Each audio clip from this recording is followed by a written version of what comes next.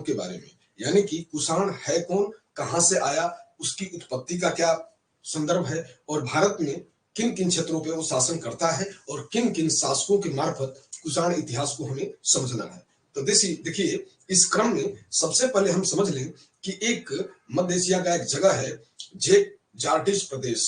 जेक जार्टिस प्रदेश, यहाँ पर कहते हैं कि दीर्घ एक कबीला है, यूची कबीला। दीर्घ यूची कबीला 5 शाखाओं में विभाजित है, जिसकी एक शाखा है कुए ई सुंग। क्या नाम है? कुए ई सुंग। और कुए ई सुआंग यही बाद में कहलाता है कुषाण। कुए ई सुआंग बाद में क्या कहलाएगा? कुषाण।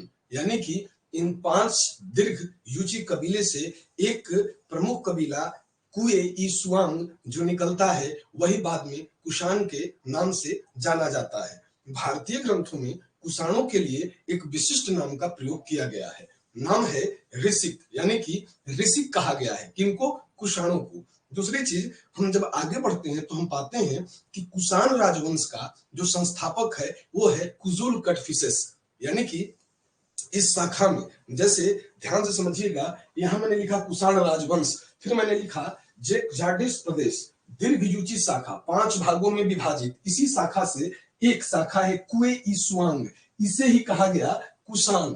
फिर हमने कहा कि इस राजवंश का जो मूल संस्थापक है उसका नाम है कुजुल कटफिसेस। कौन है? कुजुल कटफिसेस। पहला शासक है कुजुल कटफिसेस। और हम देखते हैं कि यह बैक्ट्रिया को केंद्र बनाकर क्या करता है? शासन सत्ता को स्थापित करता है। लेकिन कुजुल कटफिसेस से भारतीय क्षेत्रों का कोई लेना देना नहीं है। उस समय यह अपनी स्थिति इन 5 शाखाओं से अलग एक स्वतंत्र स्थिति का सूचक है। लेकिन जैसे ही कुजुल कटफिसेस हटेगा, यानी कि इसका जो उत्तराधिकारी होगा उसका नाम होगा बिम कटफिसेस। और बिम कटफिसेस पहला कुषाण शासक बनेगा जो कि भारतीय क्षेत्रों पे अधिकार करता हुआ नजर आएगा। इस संदर्भ में हम देखेंगे कि बिम कटफिसेस यानी कि दूसरे राजा ने, कुषाण वंश के दूसरे राजा ने भारतीय क्षेत्रों पे अधिकार किया। उन भारतीय क्षेत्रों में हम गांधार, पंजाब और मथुरा को रखते हैं कि गांधार, पंजाब और मथुरा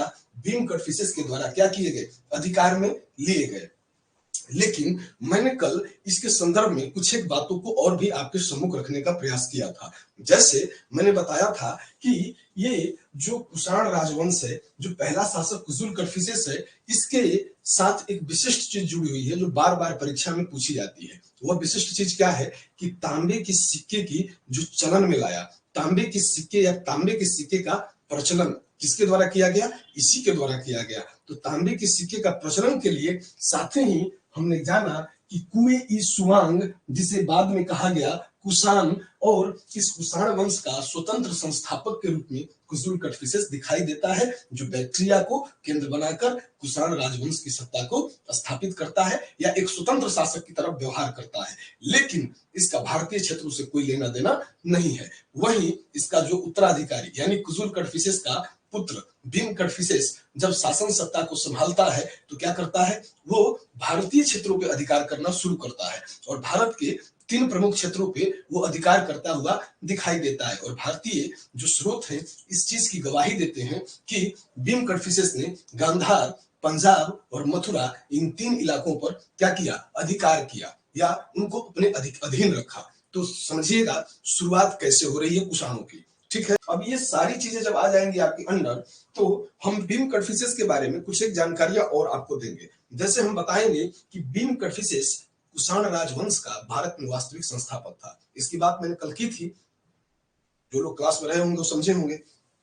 तो इसे बिम कटफिसेस को, जो सेकंड शासक है, ये पहला शासक है, ये दूसरा शासक है, तो ये भारतीय क्षेत्र पे अधिकार करता है गांधार, पंजाब और मथुरा पर। साथ ही हम कहेंगे कि भारत में कुषाण राजवंश का वास्तविक संस्थापक।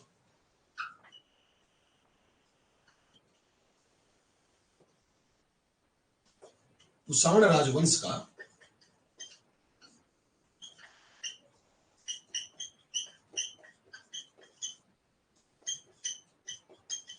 वास्तविक संस्थापक, ठीक है, कुषाण राजवंश का वास्तविक संस्थापक।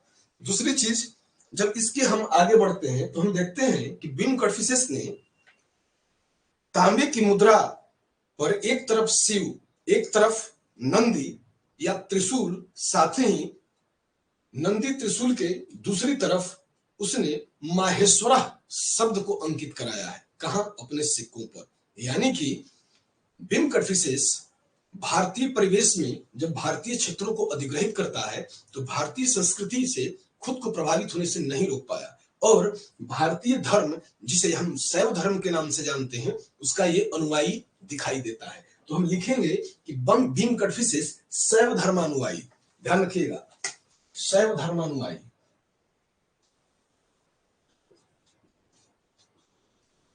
शैव धर्मानुयायी।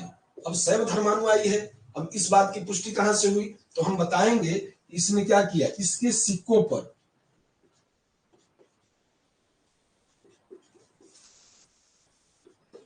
शिव, नंदी तथा त्रिशूल और दूसरी तरफ माहेश्वरः शब्द का अंकन है। लेकिन सवाल यह उठता है कि यह मुद्रा किस धातु की थी? तांबे की थी। तो यहां लिख लेंगे तांबे की मुद्रा। किसकी मुद्रा? तांबे की मुद्रा। ठीक है, तांबे की मुद्रा। मैंने लिखा कि इसके सिक्कों पर शिव, नंदी और त्रिशूल और दूसरी तरफ माहेश्वरा शब्द का अंकन है, और तांबे की मुद्रा पे कार्य किया गया है। दूसरी चीज, हमने कल आप लोगों को एक चीज और भी परिचित कराया था कि भारतीय परिवेश में प्रथम शासक जो है वो बिम कटफिसेस है, जिसने स्वर्ण सिक्कों की शुरुआत की। और स्वर्ण सिक्कों में जैसे हम स्वर्ण को मापते हैं तो हम स्वर्ण को क्या कहते हैं? शुद्ध सोना कितने कैरेट? हम बोलते हैं 24 कैरेट। 24 कैरेट शुद्ध सोना। तो वो शुद्ध सोना की अगर मात्रा लिया जाए तो हम देखते हैं कि जितने भी शासकों ने सोने के सिक्के जारी किए उनमें प्रथम शासक जो बिम कटफिसेस है, पहला शासक तो यही है जिसने सोने के सिक्के जारी किए, और सबसे ज्यादा इसी के सिक्के अभी तक शुद्ध पाए गए हैं जिसमें स्वर्ण की मात्रा सर्वाधिक है। हाँ, गुप्त काल में जब हम जाएंगे तो पढ़ेंगे कि गुप्त शासकों ने स्वर्ण के सिक्कों की भरमार लगा दी, यानी कि बहुतायता कर दी, बहुत ज्यादा प्रचलन में आ गया, बहुत ज्यादा जारी किए गए, लेकिन उनमें स्वर्ण की मात्रा कुषाण जो सिक्के हैं उनकी तुलना में कम है, जो कि गिरती हुई आर्थिक स्थिति का भी परिचायक है। हम यह समझ सकते हैं कि बिम कटफिसेस ने जिन सिक्कों को जारी किया उनमें स्वर्ण की मात्रा अधिक है, जो कि उसके राज्य समृद्धि का सूचक है, और यह बता रहा है कि अर्थव्यवस्था उस समय बहुत बेहतर स्थिति में रही होगी। किसके समय? बिम कटफिसेस के समय। तभी इसके सिक्कों में एक तो सिक्के आम चलन में आ गए, दूसरी इन सिक्कों में स्वर्ण की जो मात्रा थी वो क्या थी? बेहतर दिखाई देती है। तो इसको भी ध्यान रखेंगे, ठीक है।